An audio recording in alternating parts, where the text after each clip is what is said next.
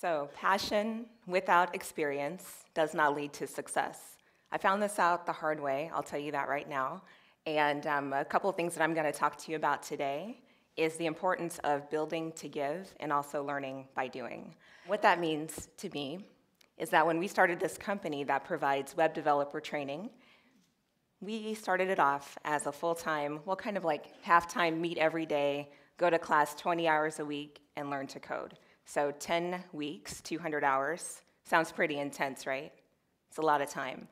And so I'd learned through that experience of working with students that it's probably important for us to try it out and make sure it actually works for people who do have full-time jobs.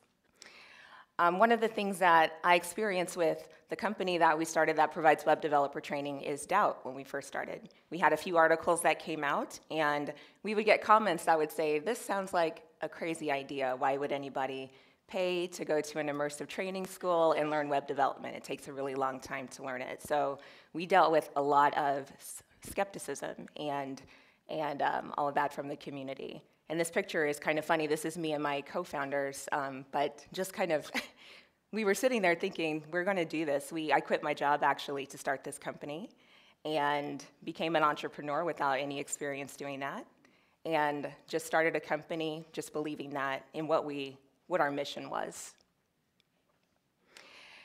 So after a couple of months of running the company, I found that I wasn't really able to talk about what we do at a level of expertise that I wanted to. So someone said, you should maybe consider eating your own dog food, and that sounds very offensive, right? But what it means is that you use your product or service, and in this case, you take a class. You take the 200-hour class at the company that we run, and really see what it's like to participate in this program, learn the skill, and then be able to sell it better to the community. So I went through and took that class. What you're seeing on the screen now is some of the code that I wrote when I was in that class, and I was really proud of it, so I was blogging all the time for the first week, I'll say, drinking lots of energy drinks to get through the training. But what I found out is that after about the first week, we focused on building brochure sites. So when I think about brochure sites, that's kind of like an apple.com or just something that's really pretty and interactive. And then our final 9 weeks of class was spent building applications like Facebook and Twitter. So that's where you're interacting with users, you log in, you can either see things or not see things based on your permissions in the system. And that was very complicated, but I could see the value in learning that skill. However, what I found is that I was most interested in front-end web development.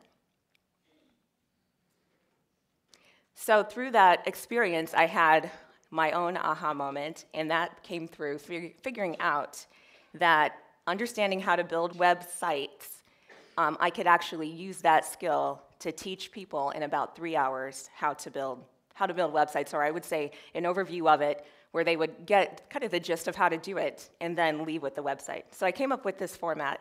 It's a 3-hour-long introduction to web development workshop. I run them every other weekend almost now, and I started back in August of 2014 with Omaha Public Library. And what we do is I introduce people to HTML and CSS, and both of those are used to make just static, pretty websites. So I introduce them to HTML and CSS, and by the end of every workshop, our 10 participants end up with their own websites. So far we've trained or introduced over 400 people to web development that way, and our company has even been recognized by our local IT commission for an outstanding digital literacy project for that work in the community. A couple of things that learning that skill has allowed me to do is give back. So I've worked with groups like Urban League and just local nonprofit community groups all around our community to go in and provide this kind of training and just raise awareness about the possibilities in technology. The thing is with web development skills, you can create something from nothing. You can go from a blank screen and create something that people interact with and buy things from just by having the skill to do it. The other thing is that if you have an idea for a business, you can build your own prototype before taking it to a developer to continue to build out for you, because that is very expensive to do, which you'll find as you have ideas and want to get those out to the world to buy. The other thing that having that skill has allowed me to do is work with different partners in our community. So the folks you see on the screen here are different business owners or educators within our community, and I've been able to partner with them using that web development skill, offer workshops in their places of business, and that can draw business to their organizations. In one case, help them source new employees. It's just mutually beneficial for everybody. Fail upward. So when I decided to actually start taking that class and get back into the community and start selling in the company in a different kind of way, so instead of going to places and saying, look at our brochure, trust us, pay money for this class, I'm like, let me show you what you can actually do with this skill, and then we'll prove it out to you that way. I will say that that was a risky move on my part, and I continue to take risks like that, and I will continue to do things that might not work, so I will fail. But I'm always thinking if you fail upward, as in you make a mistake, you learn from it, and you grow from it, and try not to make it again, then you're better off for the experience. And finally, with this company, we're able to help other people achieve their goals. So when we first started back in 2014, we were really not sure how we were even going to get people to apply for the course in and of itself. To date, we've trained over 100 people.